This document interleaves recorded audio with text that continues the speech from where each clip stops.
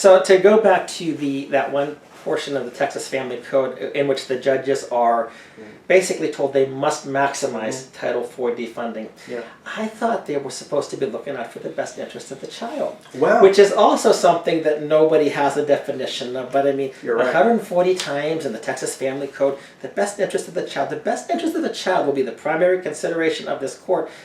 But make sure you maximize the Title IV funding. there's another statute. I believe it's, I can't remember the number. I'll say the wrong number. I think it's 193. But the standard custody schedule, which gives a non-possessory parent, usually the father, 24% of time with the children, is actually legally considered in Texas to be in the best interest of the child. Yes, the best. I know all of these crazy. That custody schedule is considered to be, and you have to rebut that in order to get equal custody. Now, here's what's interesting. I think you were present when I was arguing for shared parenting, with Talarico present, by the way. There was a psychologist who presented, and he made the point, and I've seen this research many times. Dr. Connor. Yeah, that's right. And he made an excellent point that it just is not talked about enough. If you have less than 40% of the time with your child, your child is basically being raised in a single-parent home. My name is Dr. David O'Connor. I'm a child and adolescent psychiatrist with over 23 years of practice experience in a variety of settings, including juvenile justice. I'm considered an expert in the field of child development, child health, child emotional and psychological health, as well as child psychopathology. As you may know, the Texas SPO, or Standard Possession Order, and Expanded Standard Possession Order relegate that a child is able to see the non-custodial parent approximately 25 to 35% of the time, respectively. In the child development field, the experts in this field consider that less than 35% of non-custodial child time and parent time is actually considered sole custody. So Texas, logically, really has a sole custody situation. So, but you can't, if you have 40% of the time, that's almost joint custody, and you can't get maximal child support out of somebody for that, right? So this is why the state legislature said, well, we're going to presume it's in the best interest that your child be raised in a single-parent home. And it shows you the intense malevolence to the child that's present in our statutes. Right?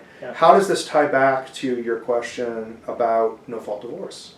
Oh, I know.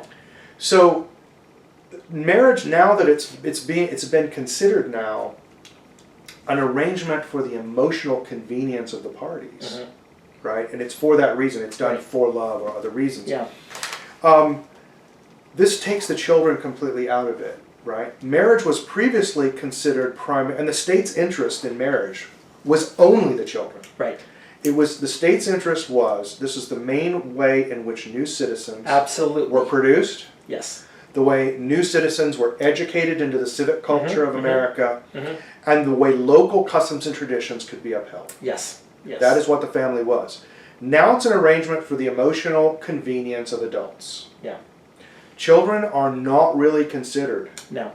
When it comes down to whether you have a divorce or not. So it really shouldn't surprise us that children are not really considered in all the other arrangements. It's really done for the convenience of adults and for the state. So, and you know, there's a couple of things I'd like to address with that. I mean, the idea of... Excuse me. Sure. The idea of marriage being for adults versus marriage being for children. The family structure being for children. That's the structure by which you transmit the values, you educate your children, you teach them social responsibilities. That is the best environment for children. But somehow now in our practice anyway, it says children really don't matter because it's only about these two adults. That's correct. It's a complete inversion of what the family should be. And we call this the Texas Family Code, which is why I call it the Texas Anti-Family Code. But when you look at the children, what Dr. O'Connor said was amazing. If one parent, as you said, if one parent is not there at least 40% of the time, that child is being raised in a single-parent situation. This is now our state's policy. Correct. Into the child development field, the experts in this field consider that less than 35% of non-custodial child time and parent time is actually considered sole custody. So Texas, logically, really has a sole custody situation. And yet if you abandon a child... You're going to prison. Right. But the state is forcing abandonment. Mm-hmm. That's correct. And that's what they are... That's what they are incentivizing. The state presumes that a fatherless home is in the best interest of the child in divorce. And in the situations, just because I know that some women watch motherless homes in the same situation. It's not a gender issue, but historically it happens more to men. Yeah. But you're right. But I mean, no matter what, 80% of the time. Because I mean, the women that it happens to, and I know a number of them, they're equally devastated, more devastated. Oh, they are. They are. And it makes sense that they would be because of the female connection to particularly to young children. Right. But I would like to also mention this. You know, there's a sense when I talk to, especially to young people, or I talk even at universities when I speak to highly educated professors. Yeah. There's a sense that men throughout history have been very disconnected from child rearing, and this is absurd. Yeah. This is absolutely absurd. The way the world used to work is women cared for young children of both sexes, male and female, till about 9 to 12. Right. In fact, one of the reasons that some cultures were considered sort of effeminate, like Italian cultures were considered mama's boys, is because they waited to 12. Yeah. But at 9 to 12, somewhere in there, the male child would then go to work with the father, who would then raise the boys. Yeah. The father's job was to raise boys. Yeah. The mother's job was to raise young children and the girls. And so we've always recognized throughout all of human history, literally until the late 1970s, that the presence of fathers was the primary educational and civilizing effect for boys. Yeah.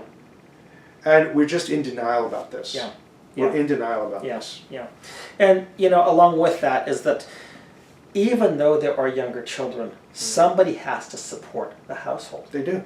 And traditionally speaking, the mother would be at home with the children. And it's not like money just magically came in. I mean, there maybe were some people that had that money that, you know, because of the family trust or whatever it may be. But I know of many men that would work 14, 16 hours, and don't you dare call them a deadbeat dad.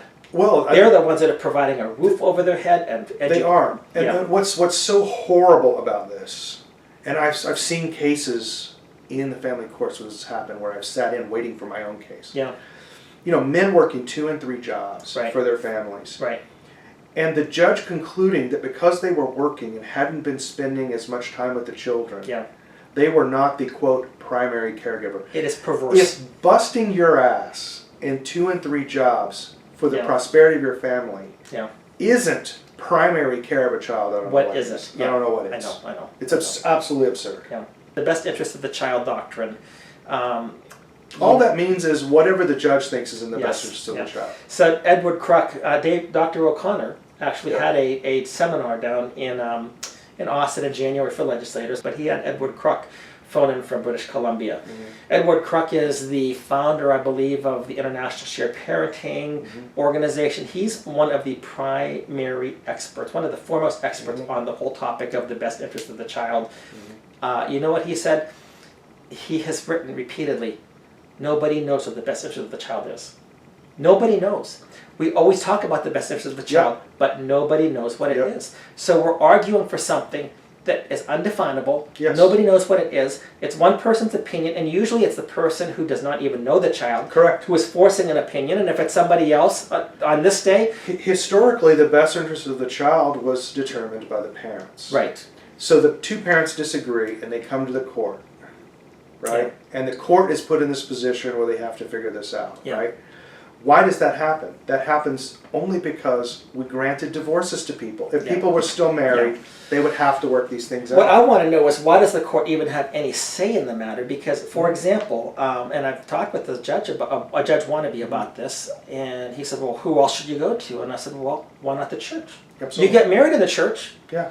And the church is also formative. The only time that the court comes in is when they want to insert, when one person drags you into court, in many instances, against your will. Why am I even here? I shouldn't be here. There's excellent precedent for this, right? In all other contracts, you can put in an arbitration clause, which says, you know what, if we disagree, we're going to go to this arbitration firm, and it'll be arbitrated under the following. Like I was once party to a contract that was to be adjudicated in arbitration under the laws of Scotland, for example. This is a contract in Hong Kong. Yeah. So this is perfectly well accepted. It's done all the time in America. So that's another. There's literally no reason we couldn't consider, since marriage law is civil law. Right. We can consider that not only prenuptial agreements, but we could put arbitration clauses where, for example, a marriage would be adjudicated and arbitrated by a canon law court in the Roman Catholic Church under the laws of the church. Right. There's no reason under civil law that can't happen. Yeah, and I've got a friend who's actually proposed that, has a marriage contract that actually can be adopted for Protestants as well. Yeah, absolutely. And but yeah, absolutely, that would be a great thing to have.